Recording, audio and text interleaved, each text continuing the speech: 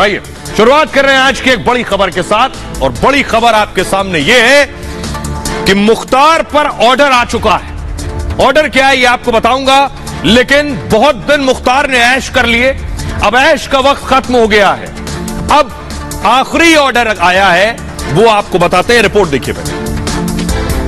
बेकार काम हो रहा है, बिल्कुल गलत काम हो रहा है और अभी तक कुछ समझ ही नहीं पाए हैं। माफिया और अपराधी आज जान के लाले पड़ करके गले में तख्ती लटका करके जान की भीख मांग रहे हैं। और उत्तर प्रदेश बहुत बड़ा सूबा है और जिस तरह से काम हो रहा है इस तरह से काम नहीं चलेगा। कोई भी गुंडा आकर के किसी गरीब की झोपड़ी पर उसकी जमीन पर कब्जा कर लेता था, आज गुंडे माफियाओं की क्या स्थिति है व्यक्ति जान रहा है। हमें कहीं भी चारदीवारी में ही रखेंगे, मेरे मौलिक अधिकारों का कोई हनन नहीं कर सकता। ऐसे माफिया पहले जनता को तबाह करते थे, उद्योगपतियों को धमकी भेजते थे, व्यापारियों का अपहरण करते थे, और आज उनके सब सिट्टी पिट्टी गुम है। मेरी जान का खतरा है और मेरी हत्या कराने के मकसद से ही मेरा जेल से ट्रांसफर कराया गया है। सबके सामने जान के लाले पड़े हुए हैं। कानून का राज होगा, कानून के अलावा किसी को कानून के अंदर कार्य करने की इजाजत कतई नहीं दी जाएगी। मुख्तार अंसारी का हिसाब तो उसी दिन शुरू हो गया था जिस दिन उत्तर प्रदेश में योगी आदित्यनाथ ने कमान संभाली थी। पिछले 18 साल से मुख्तार जेल में है, लेकिन अब डॉन पर बड़ा ऑर्डर आ चुका है। मुख्तार को 4 सजाएं मिल चुकी हैं, गुनाहों का हिसाब किताब हो रहा है और अब सख्त आखिरी आदेश भी लिखा जा चुका है। आइए तो ऑर्डर कॉपी आ चुकी है। मुख्तार और अफजाल अंसारी पर जज ने जो ऑर्डर लिखा है, उस ऑर्डर में क्या है, कल सजा का ऐलान हुआ, उसके बाद ऑर्डर अपलोड हुआ। ऑर्डर में क्या आया है ये आपको बताऊंगा, उसके बाद बताऊंगा कैसे मुख्तार जेल में मछलियां पाला करता है। ऑर्डर जो आया है मुख्तार पर, गैंगस्टर एक्ट में 10 साल की सजा हुई है और मुख्तार पर कोर्ट का पूरा ऑर्डर आ चुका है। बहुत तल्ख टिप्पणी कोर्ट ने की है मुख्तार पर, सख्त टिप्पणी। मुख्तार अंसारी का एक गैंग है, कोर्ट ने कहा है, जो पैसे कमाने के लिए आपराधिक काम करता है। इस गैंग का उद्देश्य व्यवस्था को अस्त व्यस्त करना है। आर्थिक लाभ, भौतिक लाभ के लिए अपराध करना मकसद है इस गैंग का।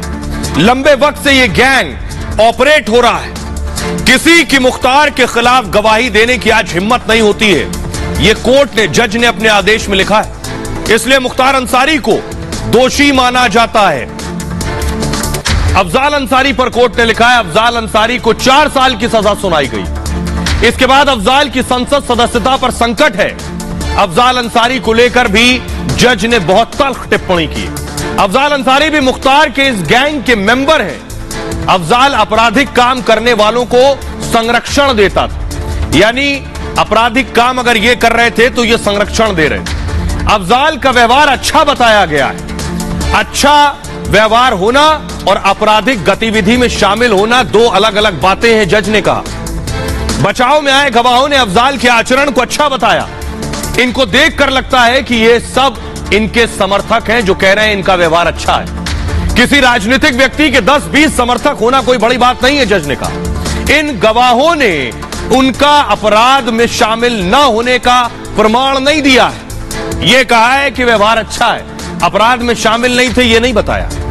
दोनों को समाज विरोधी कार्यों का दोषी माना जाता है। मुख्तार पर कुछ और लाइनें आगे थी ऑर्डर में। लगातार कई मामलों में आरोपी मुख्तार का नाम सामने आया, आदेश में लिखा गया। यह पूरी तरह से असामान्य है। जो 20-25 साल से विधायक चुना जाता रहा, उसके खिलाफ कई जिलों में 4 दर्जन से ज्यादा मुकदमे दर्ज हो और उसके खिलाफ कोई आम जनता की गवाही प्रस्तुत करने का साहस न रखता, लेकिन कोई आम आदमी मुख्तार के खिलाफ गवाही देने की हिम्मत न रखता। मुख्तार के खिलाफ कुल 10 लोगों ने गवाही दी है। जानकर ताज्जुब होगा, 10 में 7 पुलिस वाले, सिर्फ 3 आम लोग हैं, जबकि उसके डिफेंस में 3 लोगों ने गवाही दी है बचाव में। मुख्तार के वकील ने सजा कम करने की मांग की। अधिकांश मामलों को राजनीतिक दुश्मनी बताया गया। मुख्तार के 18 साल से जेल में होने की दलील दी गई। जज ने मुख्तार की दलील पर फैसले में कहा दंड ऐसा हो जिससे पीड़ित को न्याय का एहसास हो, यानी जो पीड़ित है उसे यह एहसास होना चाहिए कि ऐसा दंड मिला है कि न्याय हो गया, और आपराधिक मानसिकता रखने वालों के लिए यह एक सबक हो। विधायक कृष्णानंद राय की हत्या के बाद हालात सामान्य नहीं थे और मोहम्मदाबाद में शांति और कानून व्यवस्था सामान्य नहीं थी। 2 साल तक मोहम्मदाबाद में अशांति का माहौल था। लोग थाने और कोर्ट में शिकायत करने से बच रहे थे। हालात ये थे। और सजा के बाद आपको बताऊं, मुख्तार को कहां ले जाया गया और उनके भाई अफजाल को कहां ले जाया गया सजा सुनाए जाने के बाद। वो जेल की तस्वीर मैं आपको दिखाने जा रहा हूं। यह तस्वीर आप देख रहे हैं, फुल स्क्रीन लीजिए जरा। मुख्तार अंसारी को सजा वीसी के जरिए हुई थी, वीडियो कॉन्फ्रेंसिंग के जरिए, लेकिन मुख्तार अंसारी जेल में यानी बांदा जेल में बंद है। और मुख्तार के अलावा उनके भाई जो है उनको भी उसी वक्त पुलिस ने हिरासत में ले लिया सजा सुनाए जाने के बाद। आइए तस्वीर आपको दिखाता हूं कि अफजाल जो है उन्हें गाजीपुर जेल ले जाया गया है। और अफजाल कहां बंद है देखिए जरा, तस्वीर दिखाइए, ये देख रहे हैं, ये गाजीपुर जेल। अफजाल को हिरासत में ले लिया गया, सीधे पहुंचे थे कोर्ट और उसके बाद जेल ले जाया गया। ये तो बात हो गई योगी राज की, लेकिन मैं आपको बताने जा रहा हूं कि मुख्तार एक दौर में जेल में मछली पाला करते थे, तालाब खुदवा दिया था। और न सिर्फ तालाब खुदवाया बल्कि जेल में बैडमिंटन कोर्ट भी बना लिया था। तो सबसे पहले आपको पहले जेल की तस्वीर दिखा रहा हूं, ये देख रहे हैं जरा। मुख्तार ने जेल में अंदर तालाब खुदवा लिया। क्यों? क्योंकि मछली खाने का शौक था। ये दिन हुआ करते थे। जेल में आलीशान जिंदगी गुजारता था मुख्तार। नियम कायदे मुख्तार खुद तय किया करता था। गाजीपुर जेल मुख्तार के लिए घर की तरह था। मुख्तार अंसारी को मछली खाने का दरअसल बहुत शौक है, तो मुख्तार ने क्या किया, गाजीपुर जेल में ही इस तरह से तालाब खुदवा लिया। देख रहे हैं आप, तालाब खुदवा लिया और तालाब में मनपसंद मछलियां पाल ली। यह जेल में हुआ करता था। जब उसका मन होता था ताजी मछलियां जेल में बनाई जाती थीं। तब मुख्तार अंसारी विधायक हुआ करता था उस दौर में। शाम को जेल के भीतर दरबार लगाते करता था, यानी इसी जेल में दरबार भी लगता था। जेल में मुख्तार के कई गुर्गे होते थे। गाजीपुर जेल में उसे किसी चीज की कोई दिक्कत नहीं थी। यह था तब जब वो मछली पाल रहा था इसी जेल में। अब आपको बताता हूं कि जेल में बैडमिंटन खेलना था तो पूरा बैडमिंटन कोर्ट बनवा लिया। देखिए जरा, देख रहे हैं, आसपास सिपाही, जेल के कर्मचारी उसी की खिदमत में लगे हैं। मुख्तार दरअसल बचपन में क्रिकेट खेला करता था। जेल जाने के बाद भी खेल से कोई रिश्ता टूटा नहीं। जेल में मुख्तार को बैडमिंटन खेलना पसंद था, इसके लिए जेल में उसने बैडमिंटन कोर्ट बनवा दिया। जेल जिले के बड़े अधिकारी खुद बैडमिंटन कोर्ट आया करते थे। मुख्तार के साथ बड़े अधिकारी बैडमिंटन खेला करते थे। यूपी पुलिस के बड़े अधिकारी तक खुद ऐसा कह चुके हैं, यानी पुलिस वाले भी जानते थे सब क्या होता था। जेल में मुख्तार की ऐश अतीक से भी ज्यादा हुआ करती थी। जिस जेल में रहा वहां मुख्तार ने मौज ही मौज की है। जेल में उसके गुर्गे खुलेआम मिलने आया जाया करते थे और हथियारों के साथ भी मुख्तार के गुर्गे आ जाते थे। लखनऊ जेल में इसी बात पर जेलर पर पिस्टल तान दी थी। और पंजाब की रोपड़ जेल का वाकया आपको याद होगा, वहां भी मौज चल रही थी। रोपड़ जेल में मुख्तार अपनी बीवी अफशा के साथ रहा करता था। जेल में मुख्तार को वीआईपी ट्रीटमेंट मिलता था। अब इस खबर पर, इस बात पर मुहर लगाने के लिए आपको सुनवाने जा रहा हूं। एक पूर्व जेलर से बेहतर तो कोई नहीं बता सकता। वो जेलर जो जेल में रहा हो, जिसने मुख्तार को देखा हो। सुनिए जरा पूर्व जेलर शिव कुमार अवस्थी साहब क्या कह रहे हैं। एक तालाब वहां पर था जिसमें इसने अपनी मछली डलवा रखी थी और मछली वहां पड़ी हुई थी। मैंने उनकी नीलामी करवाई अपने पीरियड में। उनका जो किला था एक तरह से ध्वंस कर दिया। गीजर लगा हुआ था, एसी लगा हुआ था, मैंने सब उनको गिरवा दिया मछलियों की। आप यही नहीं, आप माने कि वहां पर जो एग्रीकल्चर लैंड अंदर थी उसमें धान इनका बोया जाता था।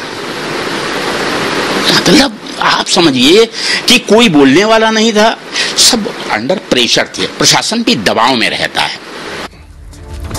सुना आपने जेलर को, जेलर साहब कह रहे हैं जेल के अंदर धान इनका बोया जाता था। सोचिए जरा, जेल में धान बो रखा था इन्होंने। कौन सा जेल है मैं आपको दिखाने जा रहा हूं जहां जेलर भाग जाते थे। ये देख रहे हैं, ये बांदा जेल है। बांदा जेल की कहानी ये है कि बांदा जेल में कोई जेलर आने को तैयार नहीं। जैसे ही बताया गया कि मुख्तार जेल में आ रहा है तो जेलर भाग खड़े होते थे, छुट्टी ले लेते थे, कहते थे हम नहीं आएंगे, तबीयत ठीक नहीं है। क्यों? क्योंकि मुख्तार अंदर है। देख रहे हैं आप, 2001 में मुख्तार को बांदा जेल में शिफ्ट किया गया और कोई जेलर चार्ज लेने को तैयार नहीं था। बाद में 2 जेल अधिकारी यहां भेजे गए और जून 2021 में बांदा जेल में रेड हुई। जेल कर्मचारी मुख्तार की सेवा में जुटे हुए थे जब रेड हुई। डिप्टी जेलर 4 गार्ड को फौरन सस्पेंड कर दिया गया।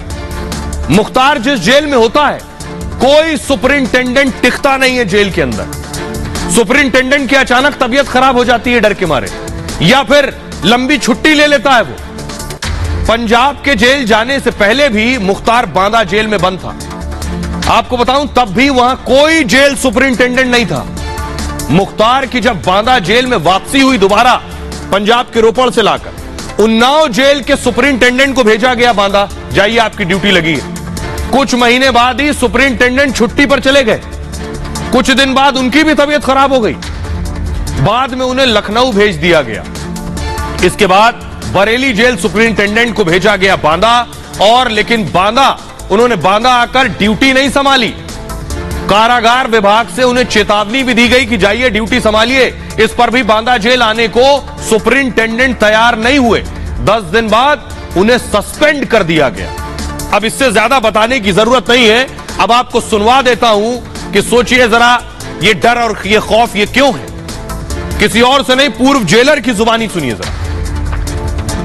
उस समय मुख्तार वहां नहीं थे। मुख्तार का ट्रांसफर वहां से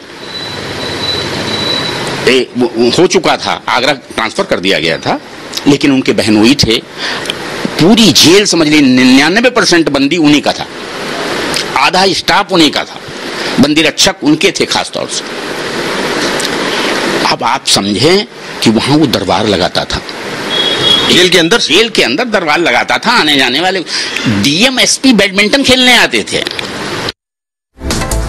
तो आपने सुन लिया, डीएम एसपी बैडमिंटन खेलने आते थे। 2001 के दौर में ये सब शुरू हुआ।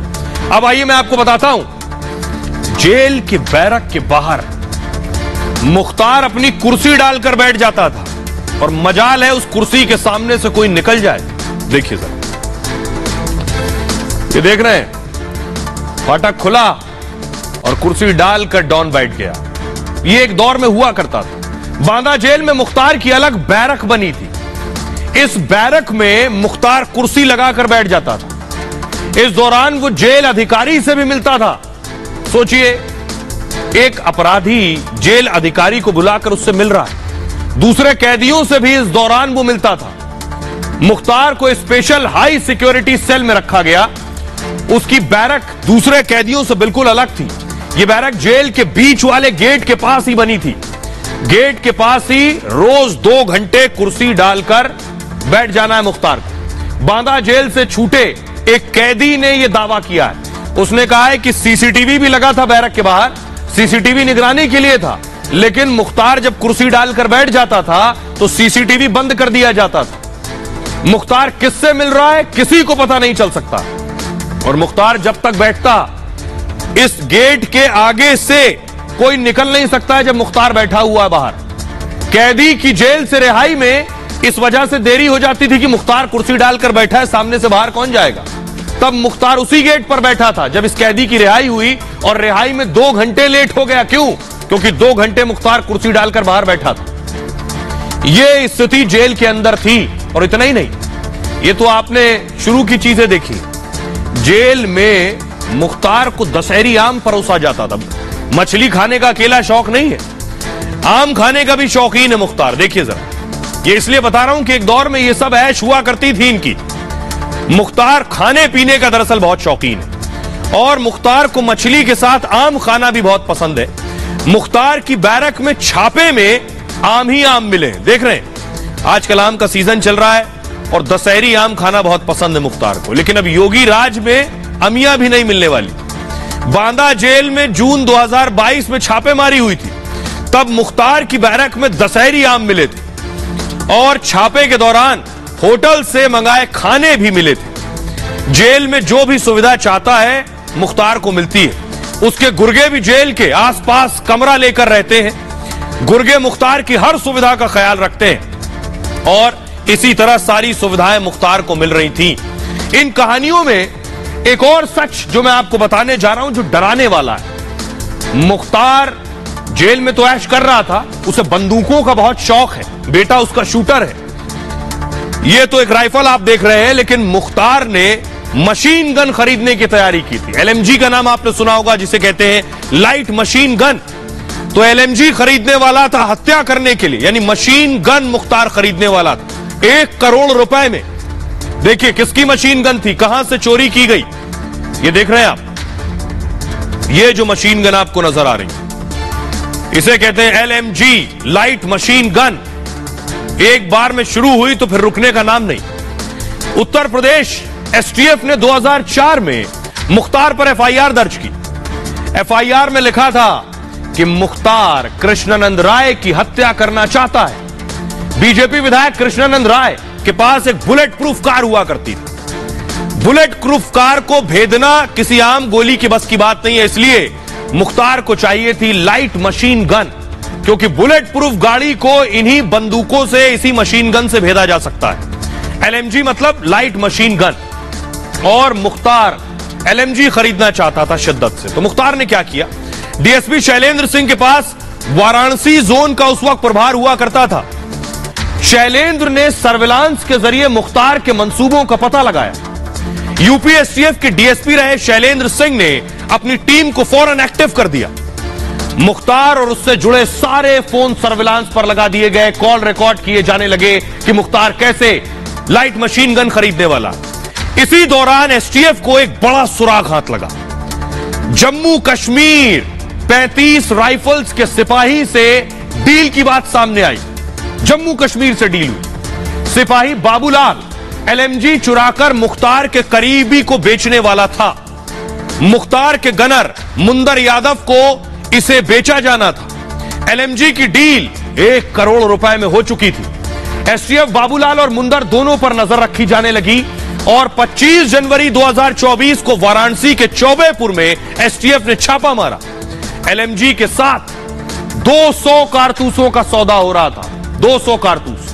यूपी एसटीएफ ने मुंदर के साथ मुख्तार पर नकेल कस दिया। मुख्तार पर पोटा के तहत केस दर्ज करने की सिफारिश की गई और शैलेंद्र के मुताबिक कृष्णानंद राय की हत्या 2004 में ही कर दी जाती। एलएमजी कांड का खुलासा अगर नहीं होता तो कृष्णानंद राय की हत्या तभी कर दी जाती, लेकिन बीजेपी विधायक कृष्णानंद राय की हत्या इसी वजह से 1 साल बाद 2005 में हुई। अगर मुख्तार, मुलायम सिंह यादव ने तब मुख्तार पर कार्रवाई की मंजूरी नहीं दी थी। अब यह बात मैं आपको सुनवाने जा रहा हूं, किसी और को नहीं, उसी डीएसपी को। डीएसपी शैलेंद्र सिंह उस दौरान हुआ करते थे जिन्होंने सर्विलांस पर लगाया, फोन रिकॉर्ड किया और ये इतना बड़ा ऑपरेशन कामयाब हुआ। सुनिए जरा एक्स डीएसपी शैलेंद्र सिंह को।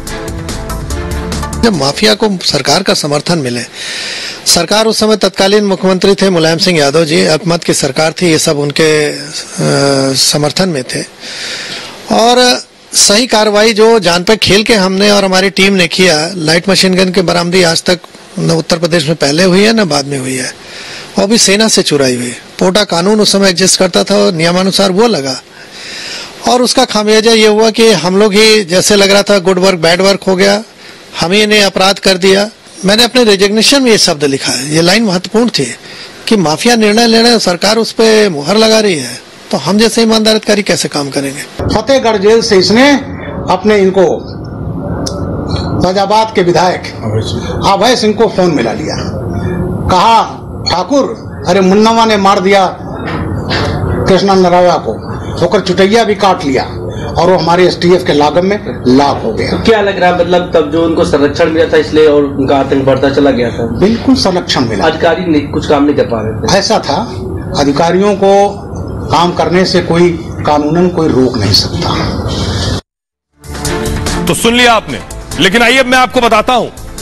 ये तो आपने एलएमजी की कहानी सुनी, अब मैं आपको बताता हूं मुख्तार धमकियां कैसे देता था, कैसे धमकियां दी जाती थी लोगों से पैसा लेने के लिए, उसका भी एक तरीका है। लोगों की एक कमजोरी होती है कि उनके घर परिवार के नाम पर धमकी दी जाए। तो मुख्तार की धमकी का भी यही तरीका था। गवाहों को डराने के लिए अमूमन धमकी दिया करता था। धमकी के साथ ही पैसे का भी लालच देता था। लोगों की पत्नियों और बच्चों की जानकारी रखता था। किसी गवाह को धमकाना है, कहता था बेटी का अच्छे स्कूल में एडमिशन करवा दूं। जेल में होता था तो कर्मचारियों से कहता था कि आपकी बीवी जिस स्कूल में पढ़ाती है वो स्कूल अच्छा है। आपका बेटा देहरादून में पढ़ता है, बेटी लखनऊ में पढ़ती है। लखनऊ के उस स्कूल में 8वीं में पढ़ती है। ऐसा सुनने पर कर्मचारी अपने आप डर जाते थे कि एक शख्स जो आपराधिक प्रवृत्ति का है मेरे परिवार के बारे में जान रहा है। कर्मचारियों के परिवार के बारे में बता देता था। ऐसा कर्मचारी और गवाहों को डराने के लिए किया करता था। मुख्तार को उसके गुर्गे ये जानकारी पहुंचाया करते थे। इसके लिए उसने कई लोगों को लगा रखा था। सुनिए जरा, अब मैं आपको सुनवाता हूं क्या कुछ कह रहे हैं कृष्णानंद राय के बेटे और कृष्णानंद राय के भतीजे, वो कृष्णानंद राय जो दरअसल जिनकी हत्या कर दी गई थी और मुख्तार पर आरोप लगा था। सुनिए जरा। न्यायालय एक स्वतंत्र संस्था है और जब न्यायालय में इसके जब दलील पेश होती है, गवाही होती है, बहस होती है, तो जब ये प्रक्रियाएं स्मूथली चलती हैं तो जल्दी उसका फैसला होता है। जब इन प्रक्रियाओं को विलंब किया जाता है किन्हीं कारणों से तो उसमें स्थितियां गड़बड़ाती हैं। जैसे मैं आपको उदाहरण लूं, मैं अपने ही पिताजी के मुकदमे की बात करूं। जब नवंबर 2005 को ये घटना हुई थी तो मेरी माताजी ने उस समय के तत्कालीन मुख्यमंत्री मुलायम सिंह यादव जी से आग्रह किया था कि इसकी सीबीआई द्वारा जांच कराई जाए। अगर इरादे नेक होते तो वो कहते कि ठीक है, आपको सीबीआई पे भरोसा, मैं सीबीआई को कह दे रहा हूँ, क्योंकि उस समय केंद्र में कांग्रेस की सरकार थी, वो भेज सकते थे, लेकिन उन्होंने नहीं भेजा। मैं कोर्ट को अपनी तरफ से और पूरे परिवार की तरफ से तहे दिल से धन्यवाद देता हूँ। साथ ही प्रदेश के मुखिया महाराज जी को भी तहे दिल से धन्यवाद देता हूँ कि उन्होंने अपने जीरो टॉलरेंस की नीति पर आज उत्तर प्रदेश को भयमुक्त बनाया है। पिछले सरकारों में ये गुंडे माफिया आतताई के रूप में काम करते थे और इनका केवल पैसा था लोगों से धनुवाही करना। आज यही गुंडे माफियों का सफाया हो रहा है, या तो ये गुंडे माफिया जेल में है या आसमान में है।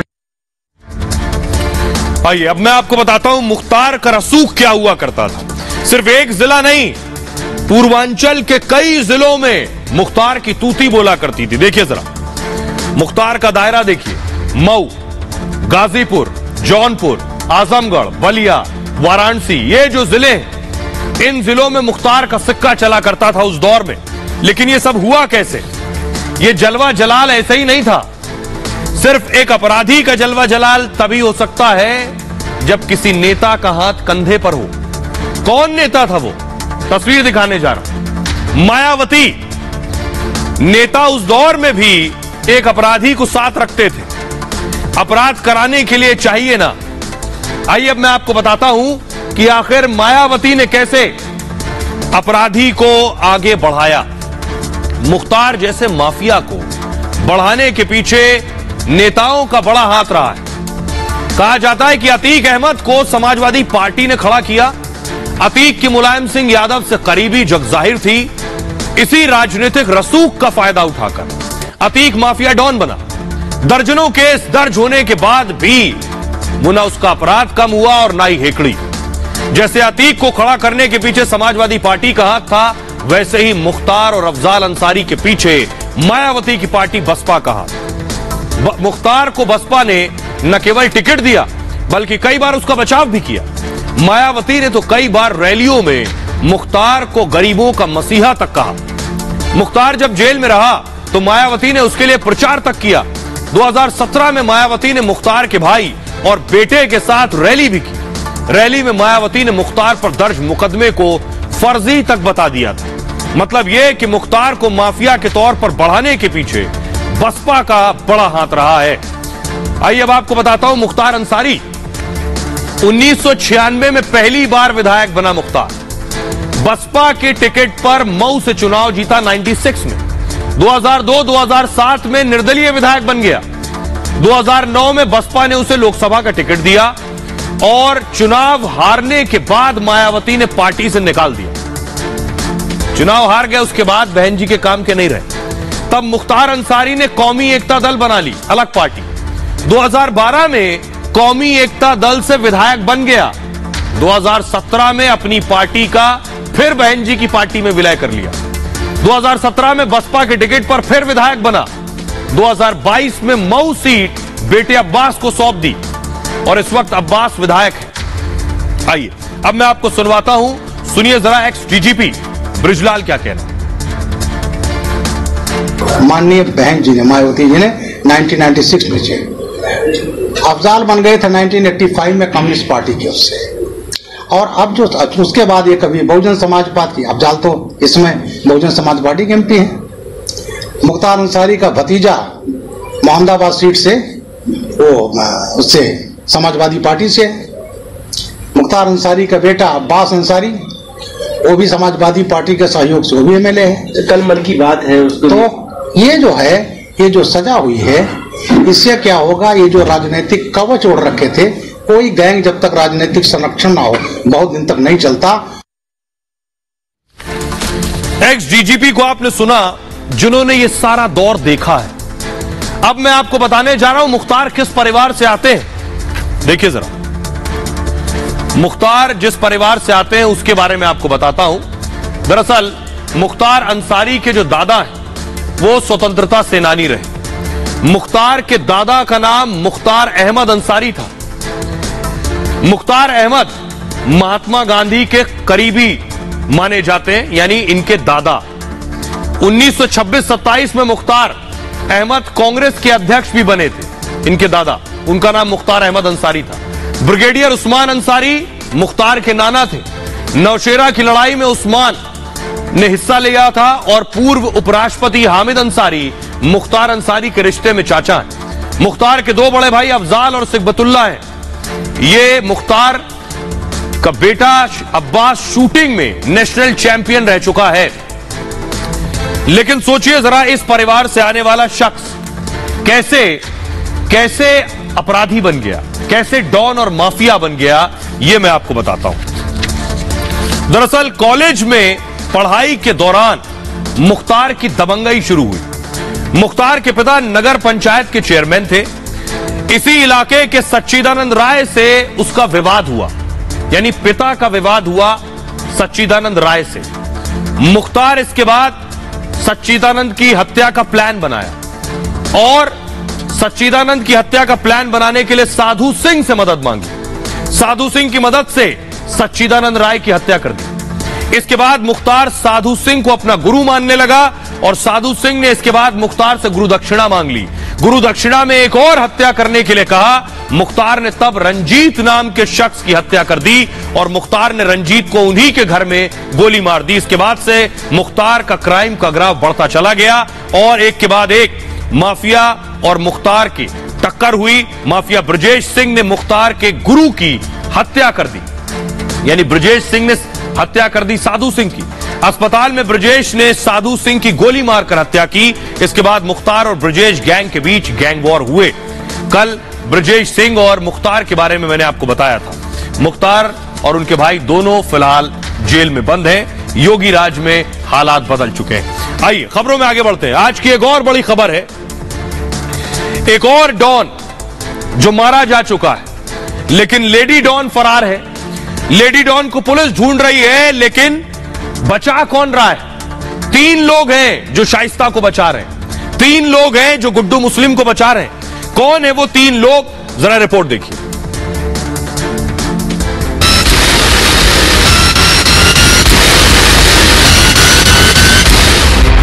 लेडी डॉन शाइस्ता को 64 दिनों से उत्तर प्रदेश की पुलिस ढूंढ रही है। कौशांबी के कछार से लेकर दिल्ली की गलियों तक लेडी डॉन की तलाश जारी है। अब लेडी डॉन के मददगार भी बेनकाब हो रहे हैं। प्रयागराज में दबंग महिला से लेकर अतीक का पुराना गनर शाइस्ता की मदद कर रहा है। वहीं अतीक के गुर्गे गुड्डू मुस्लिम को भी एसटीएफ जोर शोर से ढूंढ रही है। बमबाज गुड्डू की मदद करने वाले की भी पहचान हो चुकी है। अब लेडी डॉन और बमबाज गुड्डू ज्यादा दिनों तक भाग नहीं पाएंगे। दोनों बहुत जल्द योगी की पुलिस के शिकंजे में होंगे। अब मैं आपको बताता हूं कि आखिर शाइस्ता की मदद कौन कर रहा है, कौन है जो शाइस्ता को बचा रहा है। देखिए जरा, शाइस्ता को बचाने में एक और लेडी डॉन है, एक और लेडी डॉन है जो शाइस्ता को बचा रही है। उमेश पाल मर्डर के बाद से शाइस्ता फरार है और एसटीएफ को जांच में बहुत अहम जानकारी मिली। शाइस्ता को महिला मुंडी पासी से मदद मिल रही है। उमेश पाल मर्डर से पहले शाइस्ता मुंडी पासी से मिली थी, जो शाइस्ता के सामने बैठी है। शाइस्ता को फरार होने में मुंडी पासी ने मदद की। मुंडी पासी के इलाके में दबंग वाली छवि है और कई लोग इसे लेडी डॉन भी कहते हैं। मुंडी पासी पर कई आपराधिक केस दर्ज हो चुके हैं। पुलिस रिकॉर्ड में हिस्ट्री शीटर है ये। मुंडी फिलहाल जमानत पर बाहर चल रही है और शाइस्ता की मदद कर रही है, उसे छिपा रही है। मुंडी पासी अपने घर में दरबार लगाती थी। मुंडी पासी कछार की रहने वाली है, जो कौशांबी के पास है। शाइस्ता को इस इलाके में छिपने में मदद की है इसने। एसटीएफ अब मुंडी पासी की तलाश कर रही है कि आखिर मुंडी पासी है कहां। आइए मैं आपको दिखाता हूं। मुंडी पासी के घर तक पहुंचे हमारे रिपोर्टर जतिन, उनकी रिपोर्ट देखिए। दरअसल यही मुंडी पासी का घर बताया जा रहा है और तस्वीरों में आप देखेंगे कि घर में ताला लगा हुआ है और इसी जगह से मुंडी पासी अपने जो काले कारनामे हैं वो यहाँ पर अंजाम देती थी। इसी जगह से वो इस पूरे इलाके में जो उसका क्राइम का वर्चस्व था उसको कायम रखती थी। हिस्ट्री शीटर मुंडी पासी है और अब जो जानकारी मिल रही है यूपीएसटीएफ से कि मुंडी पासी शाइस्ता की मदद कर रही है आगे भागने में।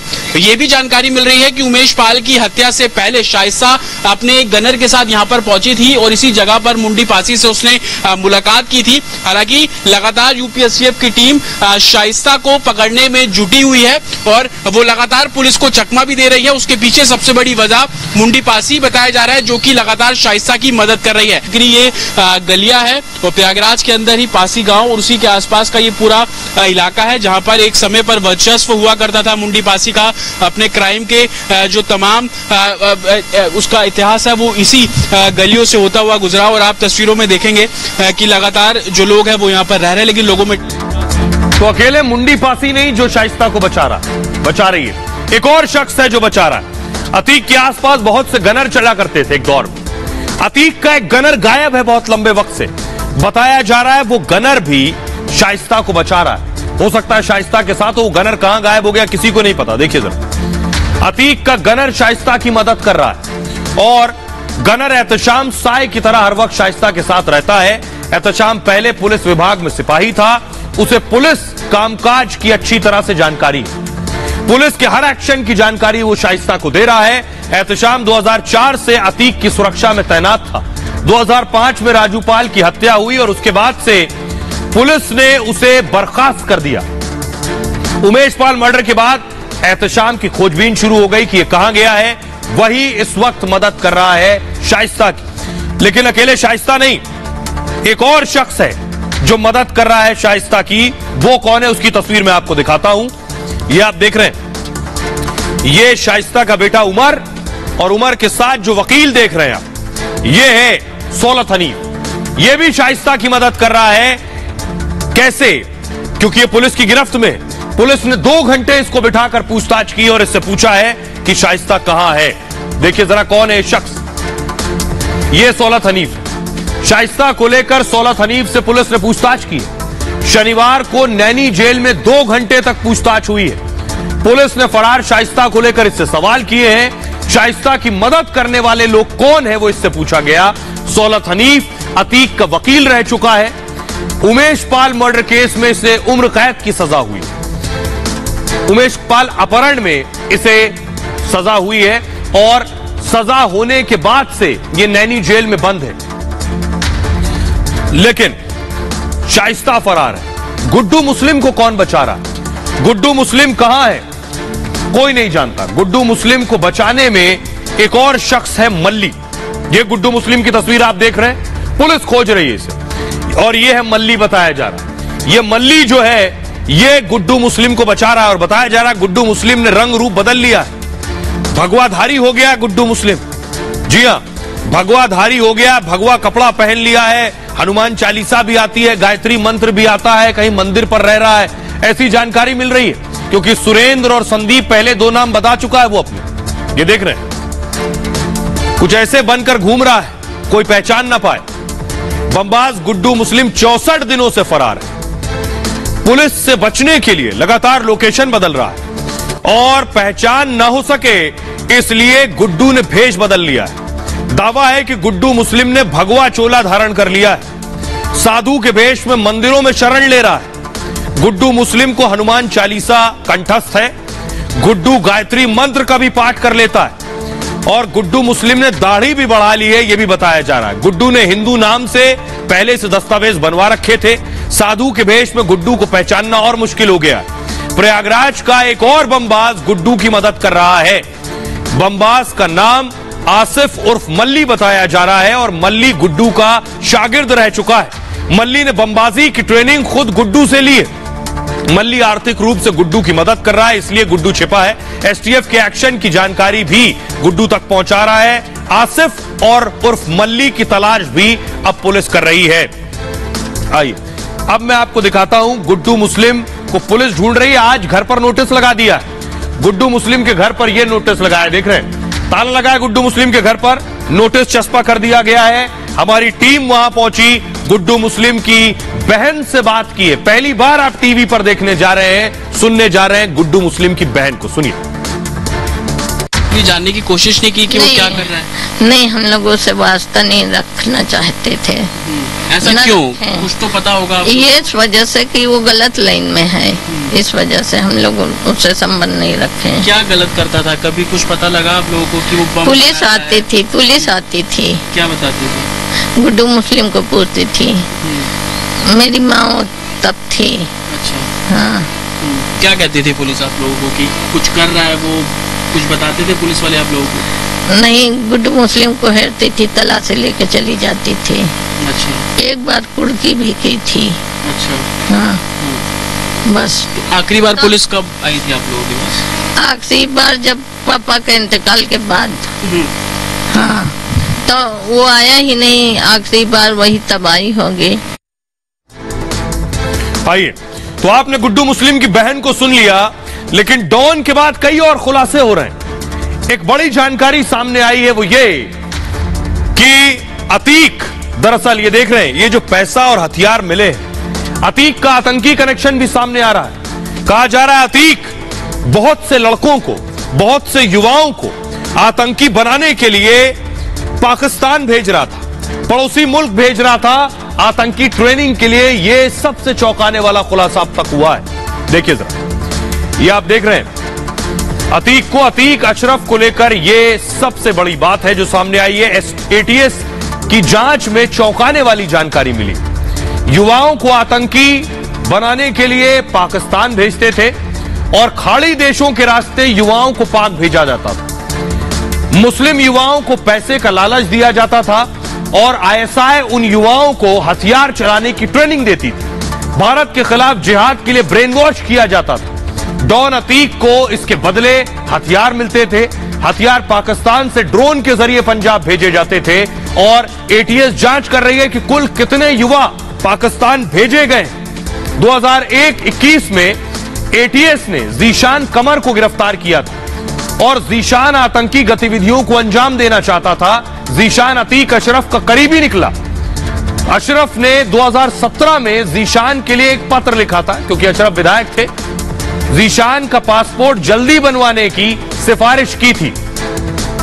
सुनिए जरा एक्स डीजीपी विक्रम सिंह इस आतंकी कनेक्शन पर क्या बोल रहे हैं। अतीक के आईएसआई और पाकिस्तान से लिंक स्थापित है। आईएसआई के माध्यम से ही उसे स्वचालित हथियार प्राप्त होते थे, कारतूस प्राप्त होते थे और भारत के युवाओं को मिड ईस्ट के जरिए पाकिस्तान भेजना और उनके जरिए उनको हथियारों की ट्रेनिंग दिलवाना और आईएसआई और पाकिस्तान के माध्यम से उनको न सिर्फ प्रशिक्षित कराना बल्कि हथियार, कारतूस, अन्य विस्फोटक सामग्री का भी भंडारण और उनको प्राप्त करने की एक कुत्सित इनकी रणनीति थी। ये तो सही समय पर खुलासा हो गया और बड़ी भयावह स्थिति से इंटेलिजेंस एजेंसीज ने, यूपी एटीएस और एसटीएफ ने इस बहुत बड़ी षड्यंत्रकारी कार्य योजना को निष्क्रिय कर दिया। तो आपने सुन लिया विक्रम सिंह साहब क्या कह रहे हैं। अब मैं आपको बताता हूं कि अतीक ने जो पैसा उगाही की, रंगदारी लेकर, लोगों को डराकर धमकाकर उस पैसे का इन्वेस्टमेंट कहां किया, उस पैसे को अतीक ने कहां लगाया, उस पैसे को देश के अलग अलग शहरों में इन्वेस्ट किया हुआ। देखिए, ये आप देख रहे हैं, गाड़ी, बंगला, ये सब कुछ अतीक ने हजारों करोड़ का इन्वेस्टमेंट कर रखा था। और एसटीएफ ने की जांच में इस बात की जानकारी मिली, होटल, कोयला खनन, ज्वेलरी में अतीक ने निवेश किया हुआ है। अतीक स्क्रैप का भी बिजनेस किया करता था, वसूली से मिलने वाले पैसों को धंधे में लगाता था। प्रयागराज से नोएडा तक बिजनेस फैला हुआ था अतीक का। प्रयागराज के कई बड़े होटल में पैसा लगाया अतीक ने। कई बिल्डर अतीक से, बिल्डरों ने खुलासा किया है पूछताछ में, अतीक सट्टेबाजी में भी पैसा लगाता था, काली कमाई से करोड़ों का सट्टा लगाता था, खेलता था। और 5 सट्टा कारोबारी पुलिस के रडार पर इस वक्त। दिल्ली में 100 करोड़ की संपत्ति खरीदी अतीक ने, एक नेता की मदद से ये सारी संपत्ति खरीदी। शाहीन बाग बाटला हाउस में भी अतीक की संपत्ति है। ओखला, साकेत, साउथ दिल्ली में भी संपत्ति बताई जा रही है। संपत्ति को लेकर एसटीएफ जानकारी जुटा रही है। नेता के बेटों पर असद की मदद करने की आशंका जताई जा रही है। दिल्ली में असद को पनाह देने की आशंका है उसी दौरान। आइए अब मैं आपको सुनवाता हूं, इस सच पर मोहर लगा रहे हैं वरिष्ठ पत्रकार पवन दुबे, जो प्रयागराज से आते हैं। सुनिए। गुंडाई, रंगदारी और अपहरण फिरौती से जो वसूली होती थी या दूसरे भी जरिए से होती थी, उसको किस तरह से हम सेट करें, कहाँ करें। जैसे होटल में बहुत सारे होटल, हमें लगता है नोएडा से लेके गुड़गांव, आपके बॉम्बे, दिल्ली, कलकत्ता और आपके इलाहाबाद, लखनऊ तो छोड़ ही दिया जाए। यहाँ तो कितनी प्रॉपर्टी है उसकी कहा नहीं जा सकता। इन्वेस्ट करना कि सेफ रखना है, पैसे सेफ रखना। बहुत सारे अपहरण में आए, यहाँ के डॉक्टरों के अपहरण में भी अतीक अहमद का नाम आया और कई सारे कांड में आया, उसमें कई करोड़ रुपए फिरौती की भी बातें सामने आई। वो सब पैसे किस तरह से इन्वेस्ट करना है, कहाँ करना है, कि जमीनों में पैसे लगाना हुआ और बहुत सारे ट्रेवल्स में लगाना हुआ। इतना ही नहीं, गोल्ड सारे यहाँ के लगभग, हमें नहीं लगता कि हमारे शहर के जो बड़े ज्वेलर्स हैं उनके यहाँ तक पैसे लगाना। तो उस पैसे क्या करता था? तो अब सिर्फ तलाश है शाइस्ता और गुड्डू मुस्लिम की। खबरों में आगे बढ़ते हैं। आज की एक और बड़ी खबर, ऐतिहासिक खबर, लेकिन आपको बताएंगे प्रधानमंत्री ने आज बताया कौन वो लोग हैं जिनसे पीएम मोदी का हौसला बढ़ता है। पीएम मोदी को देखकर आपका बढ़ता है, लेकिन मोदी का किसे देखकर हौसला बढ़ता है। प्रधानमंत्री नरेंद्र मोदी का आज शतक लगा दिया उन्होंने, सेंचुरी मन की बात कार्यक्रम में। और सिर्फ देश में नहीं देखा गया, पूरी दुनिया में मन की बात कार्यक्रम देखा गया। जरा देखिए दुनिया में कहां कहां आज लाइव मन की बात कार्यक्रम सुना गया है। दुनिया का कौन कौन सा देश है। सबसे पहले देखिए, संयुक्त राष्ट्र, United Nations, new Jersey America में यूनाइटेड नेशंस के मुख्यालय, न्यूयॉर्क में, लंदन में, मॉस्को में देखा गया, रूस में, पेरिस यानी फ्रांस में देखा गया, और दक्षिण अफ्रीका में, न्यूजीलैंड में देखा गया। कुछ तस्वीरें न्यूजीलैंड की मैं आपको दिखाने जा रहा हूं। न्यूजीलैंड में जहां देखा गया कैसे लोग प्रधानमंत्री को बैठकर सुन रहे थे, ध्यान से देख रहे हैं। ये महिला, न्यूजीलैंड की तस्वीर आप देख रहे हैं। महिला आई तो इन्होंने प्रधानमंत्री नरेंद्र मोदी की तस्वीर पर हाथ फेरा। बहुत भावुक कर देने वाली तस्वीर है, देख रहे हैं। सुनिए जरा, फुल स्क्रीन लीजिए और सुनवाइए ये बुजुर्ग महिला क्या कह रही है। एमबीएस बढ़ाइए। धंधे सुखी रहो, मारा एवा तमले आशीर्वाद आपू छो, सुखी रहो, धन मन धन भी सुखी रहो। हमें तन मन की धंधे सुखी रहो, मारा एवा तमले आशीर्वाद आपू छो, सुखी रहो। तो सिर्फ आम लोग नहीं, खास लोग, बॉलीवुड सेलिब्रिटीज भी प्रधानमंत्री नरेंद्र मोदी के मन की बात सुन रहे थे। उन्हें सुनिए जरा। जनता के लिए जो वक्त निकाल रहे हैं, उनको वो वक्त दे रहे हैं, उनकी जो समस्याएं हैं वो समझने की कोशिश कर रहे हैं, विच इज़ अमेजिंग। और ऐसे ऐसे लोगों को रीच कर रहे हैं जहां छोटे छोटे शहरों में, छोटे छोटे गाँव में इतने सारे लोग इतना अच्छा काम कर रहे हैं जिनका लोगों को पता नहीं होता है। तो ऐसे लोगों को वो लोगों के सामने ला रहे हैं, उनकी जो हीरोइज्म है वो लोगों तक ला रहे हैं, और नॉट ओनली हमारे देश में लेकिन इवन ग्लोबली उनकी पहचान बन रही है, विच इज़ अमेजिंग। एक इंस्पिरेशन महसूस हुई कि एक व्यक्ति, एक लीडर अगर वो सही मार्गदर्शन दिखाए हम सभी को और हमारी जनता को, तो क्या कुछ नहीं हो सकता है। और उसकी जीती जागती मिसाल। तो सेलिब्रिटीज को आपने सुना, ये अब आपको दिखाने जा रहे हैं प्रधानमंत्री नरेंद्र मोदी की ये जो रेडियो क्रांति है। प्रधानमंत्री खुद इसके जनक है। दुनिया भर में मन की बात की गूंज हुई। आज 100वां मन की बात का कार्यक्रम था, 100। इस बार खास रहा प्रधानमंत्री नरेंद्र मोदी की मन की बात। मदरसों में भी खास इंतजाम किए गए थे सुनने के लिए। उत्तर प्रदेश के 300 मदरसों में इंतजाम किए गए थे। बच्चों के साथ मौलानाओं ने भी कार्यक्रम सुना। इस एपिसोड में कई शख्सियतों का भी जिक्र है जिनसे प्रधानमंत्री मोदी को खुद प्रेरणा मिली है। दुनिया भर के करोड़ों लोगों ने आज उन्हें सुना है। संयुक्त राष्ट्र मुख्यालय में भी इसका लाइव प्रसारण हुआ। दुनिया भर के कई देशों में इसका प्रसारण किया गया। हमेशा की तरह गैर राजनीतिक था मन की बात, और 3 अक्टूबर 2014 को इसकी शुरुआत हुई थी। विजयदशमी के दिन प्रधानमंत्री ने इसका शुभारंभ किया था। 20 नवंबर 2018 को कार्यक्रम ने अपने 50 एपिसोड पूरे किए थे। हर महीने के आखिरी रविवार को कार्यक्रम प्रसारित किया जाता है। आइए अब मैं आपको बताता हूं, प्रधानमंत्री नरेंद्र मोदी ने इस मन की बात में अपनी 5 प्रेरणा स्रोतों के बारे में बताया। प्रधानमंत्री बहुत से लोगों के लिए प्रेरणा है, लेकिन प्रधानमंत्री के लिए प्रेरणा कौन है? लक्ष्मण राव इनामदार महाराष्ट्र के पुणे निवासी थे लक्ष्मण राव साहब, और लक्ष्मण राव इनामदार गुजरात में संघ के प्रचारक थे। मोदी ने अपना राजनीतिक मार्गदर्शक मानते हैं, और प्रधानमंत्री को सामाजिक जीवन का दर्शन इन्हीं से मिला है। इस बात का जिक्र खुद प्रधानमंत्री ने आज किया।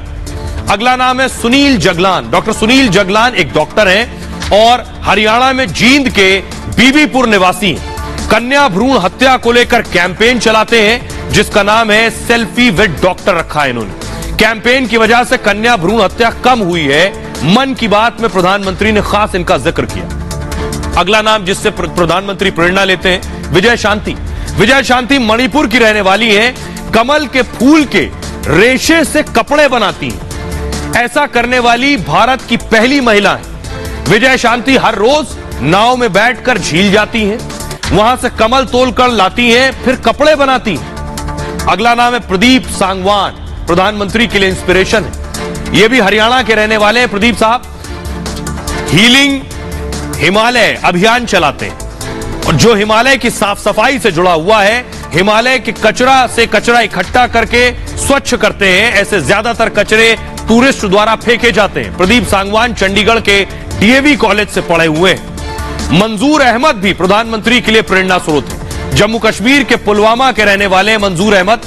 मंजूर अहमद का पेंसिल और स्लेट का कारोबार है। मेहनत बहुत करते थे लेकिन फायदा कम था।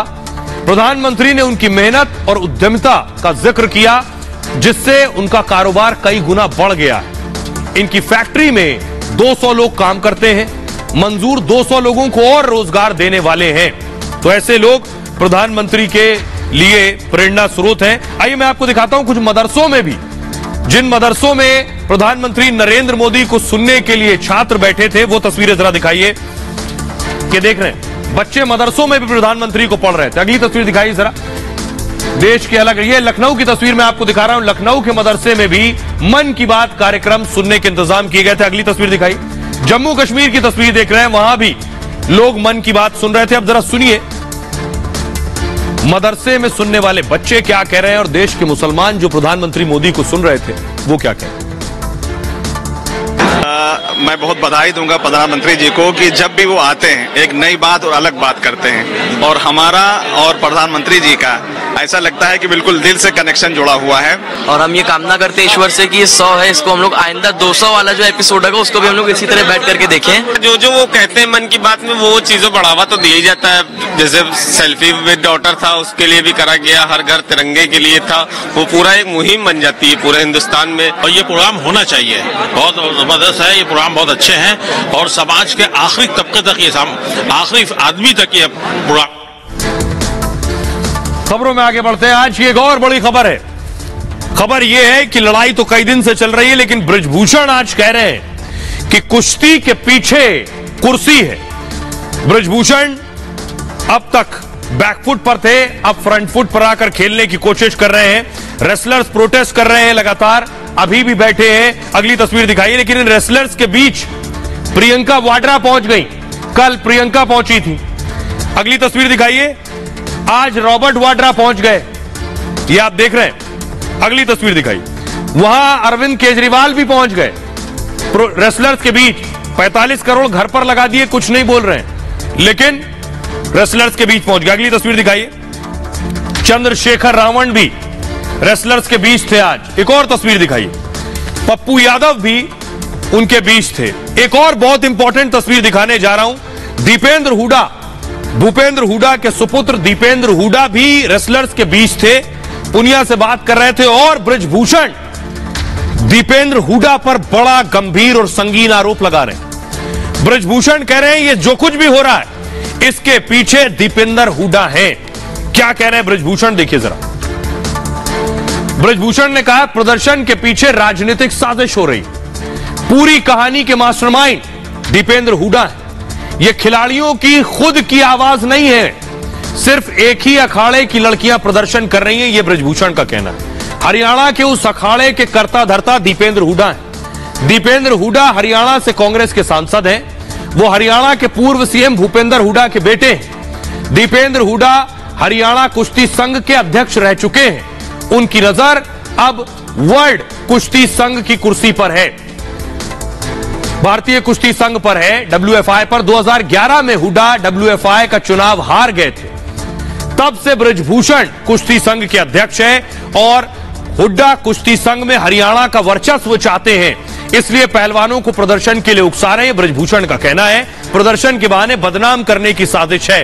सुनिए जरा दोनों को क्या कह रहे हैं। इन खिलाड़ियों को एक प्रदेश का बताया, एक बैकग्राउंड का बताया, लगातार इस तरह के बयान दिए।